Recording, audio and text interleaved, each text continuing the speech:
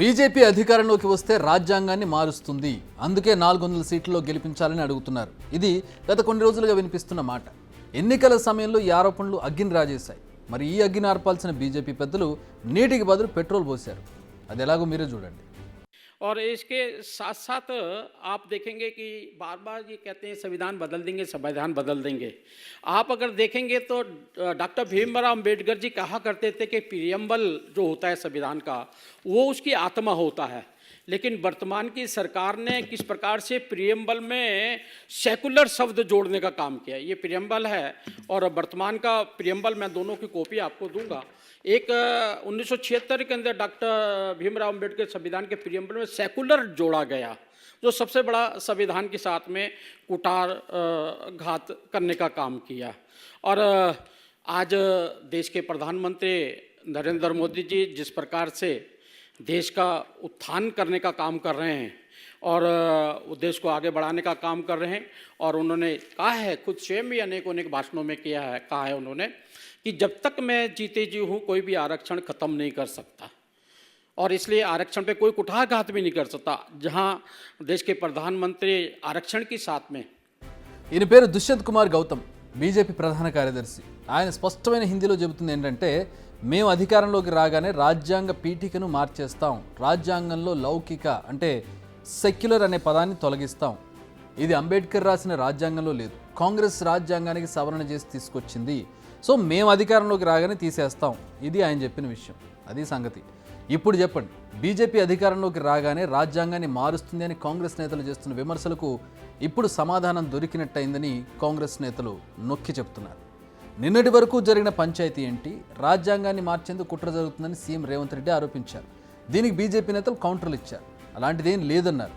కానీ జరిగిందేంటి, ఏకంగా బీజేపీ ప్రధాన కార్యదర్శి ప్రెస్ మీట్ పెట్టి మరీ చెబుతున్నారు రాజ్యాంగ పీఠికను మారుస్తామని, సెక్యులర్ అనే పదాన్ని పీకి పారేస్తామని. మరి ఇప్పుడేం సమాధానం చెబుతారని నిలదీస్తున్నారు సీఎం రేవంత్ రెడ్డి. నిన్న మన కిషన్ రెడ్డి బండి సంజయ్ అన్నాడు, రాజ్యాంగం మారుస్తామని ఎవడన్నా అంటే వాడిని చెప్పుతోని కొట్టాలని. నేను ఇప్పుడు ఈ వేదిక మీద నుంచి బండి సంజయ్ కిషన్ రెడ్డి గారిని అడుగుతున్నా, భారతీయ జనతా పార్టీ జాతీయ ప్రధాన కార్యదర్శి దుష్యంత్ కుమార్ గౌతమ్ అనే వ్యక్తి మీ భారతీయ జనతా పార్టీ ప్రధాన కార్యదర్శి జాతీయ స్థాయిలో ప్రభుత్వం వచ్చిన వెంబడే రాజ్యాంగంలో ఉన్న ప్రియాంబుల్లోనే మార్పులు చేస్తాం, రాజ్యాంగాన్ని మారుస్తామని నిన్న ఇంటర్వ్యూ ఇచ్చిండు. ఈనాడు పేపర్లో ప్రముఖంగా తాటికాయంత అక్షరాలతో వచ్చింది. ఇన్నాళ్ళు నేను చెప్పింది, నేను చేసిన ఆరోపణను మీ బీజేపీ జాతీయ ప్రధాన కార్యదర్శి దుష్యంత్ కుమార్ గౌతమ్ స్పష్టంగా అధికారికంగా బీజేపీ అధికారంలోకి వచ్చిన వెంబడే రాజ్యాంగాన్ని మారుస్తామన్నాడు. ఇప్పుడు ఎవరిని చెప్పు తీసుకొని కొట్టాలని అరగుండును గుండు నేను అడుగుతున్నా. ఇవి సవాళ్ళు, ప్రతి సవాళ్ళు. మరి ఇంతకీ రాజ్యాంగ పీఠికలో సెక్యులర్ అనే పదాన్ని చేర్చడం వెనుక స్టోరీ ఏంటి? నిజానికి ఇది నిజంగానే అంబేద్కర్ రాసిన రాజ్యాంగంలో పదం లేదు. దీనిని ఇందిరాగాంధీ ప్రభుత్వం 1976లో 42వ రాజ్యాంగ సవరణ ద్వారా రాజ్యాంగ ప్రవేశికలో లౌకిక అంటే సెక్యులర్ అనే పదాన్ని పొందుపరిచింది. నిజానికి దీన్ని జార్జ్ జాకబ్ హాలియోక్ అనే సోషల్ సైంటిస్ట్ 19th సెంచరీలో వాడుకలోకి తీసుకొచ్చారు. ప్రభుత్వాన్ని, పరిపాలనను మతం నుంచి కాకుండా చట్టం, రాజ్యాంగ ప్రకారం పాలించడమే ఈ పదానికి అర్థం. అయితే దీనిపై చాలా డిబేట్స్ నడిచాయి. ఈ పదం లేకపోయినా ప్రాథమిక హక్కుల్లోని 25 నుంచి 28 వరకు ఉన్న పాయింట్స్ని అబ్జర్వ్ చేస్తే భారత్ అనేది లౌకిక రాజ్యమే అని తెలుస్తుంది. కానీ అఫీషియల్గా ఆ పదాన్ని తొలగిస్తే ఏమవుతుంది? ఇలా మార్చి బీజేపీ ప్రపంచ దేశాలకు ఏం సందేశం ఇవ్వాలనుకుంటోంది అనేది ఇక్కడ బిగ్ క్వశ్చన్. నిజానికి ఇప్పుడే కాదు, ఇలాంటి వ్యాఖ్యలు గతంలో కూడా చాలాసార్లు చేశారు బీజేపీ నేతలు. 1998లో వాజ్పేయి ప్రభుత్వం రాజ్యాంగ సమీక్ష కోసం వేసిన కమిటీ కూడా దీనిపై అధ్యయనం చేసింది. నిజానికి ఈ పదానికి ఉన్న పవర్ చాలా ఎక్కువ అని చెప్పాలి. ప్రస్తుత భారతదేశంలో అన్ని మతాలకు సమాన ప్రాధాన్యత ఇవ్వాలి. ఒకవేళ దీన్ని తీసేస్తే ఆ తర్వాత పరిస్థితి ఏంటి అనేది మీ ఊహకే వదిలేస్తున్నాం. నిజానికి అదే బీజేపీ కోరుకుంటుందా? అందుకే సెక్యులర్ అనే పదాన్ని తొలగించాలనుకుంటున్నారా అనేది ఇక్కడ మెయిన్ క్వశ్చన్.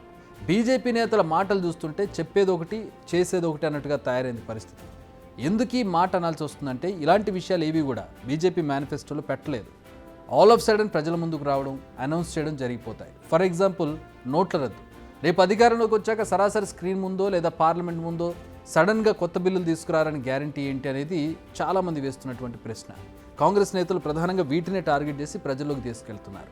ఏదేమైనా సరిగ్గా ఎన్నికల ముందు రాజ్యాంగంలో మార్పుల టాపిక్ మాత్రం ఇప్పుడు దేశాన్ని దహించి వేస్తుంది. మరి మంటలు మరిన్ని రోజులు కొనసాగుతాయో చూడాలి. దాన్ని ఆర్పాల్సినటువంటి బీజేపీ పెద్దలు దాన్ని అటు మెలుగుపెట్టి ఇటు మెలుగుపెట్టి మరింత రెచ్చగొట్టే ప్రయత్నం అయితే చేస్తున్నారనేది ఈరోజు ఈ వ్యాఖ్యలతో మనకు అర్థమవుతుంది. So let's wait and see ఇది ఎన్నికల మీద ఏ మేరకు ప్రభావం చూపుతుంది, ఎవరికి లబ్ధి చేకూరుస్తుందో వేచి చూడాలి. బిగ్ టీవీ అవుట్లుక్ కథనాలు నచ్చితే వెంటనే బిగ్ టీవీ ఛానల్ ను సబ్స్క్రైబ్ చేయండి.